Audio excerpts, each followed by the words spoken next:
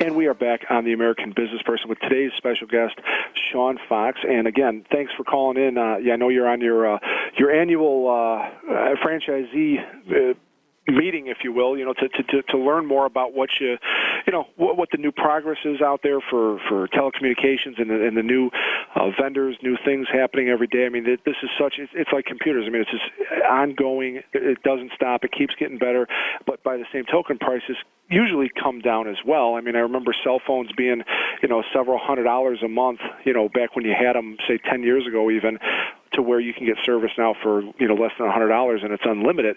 But, one thing we talked about, Sean, and we talked about this off air, but, it makes perfect sense here is that, some of the traps people fall into, business owners, when they negotiate their telecommunication needs with a carrier, be it a cell phone, be it your internet service, what have you, you often over-purchase. And I know this happened to me. I mean, I was sold, again, because I don't know the industry per se, I was sold a $60,000 plus phone system that would do all these nice bells and whistles, and I thought we needed it based on the number of employees that we had. And, after I bought it, used it, I mean, I used maybe 5% of what this thing can do, so I could have probably gotten away with something a heck of a lot cheaper.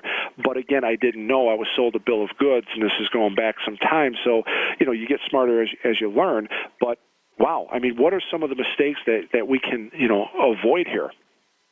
Well, what I try to educate people on is, first off, know what you have and what you're paying for.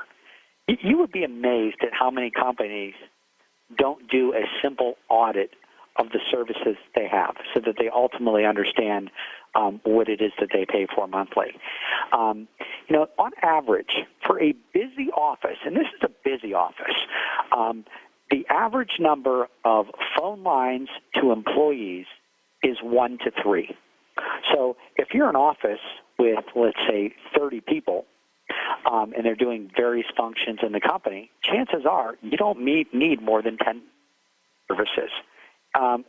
Again, it's very common practice for us to go into a company and they have a 6 meg or a 10 meg internet pipe, and then we issue a traffic study, which you can get through most carriers out there to show both the inbound and the outbound traffic on that circuit, and you'll see that even though they're paying for 6 or 10 meg, they might be only using 1.5 meg.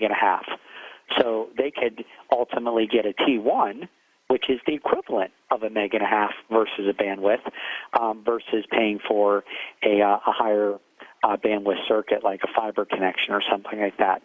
So what I tend to see is that most companies are oversubscribed for services as opposed to undersubscribed. And the reason being is simple. Let's face it, if you're undersubscribed, you know about it very quickly because customers are complaining because they're getting busy signals because they can't get through, or employees are noticing that files are delayed and traversing the network. So you can tend to flush those things out very quickly. But when you're paying for things that ultimately you don't need, those tend to be unnoticed.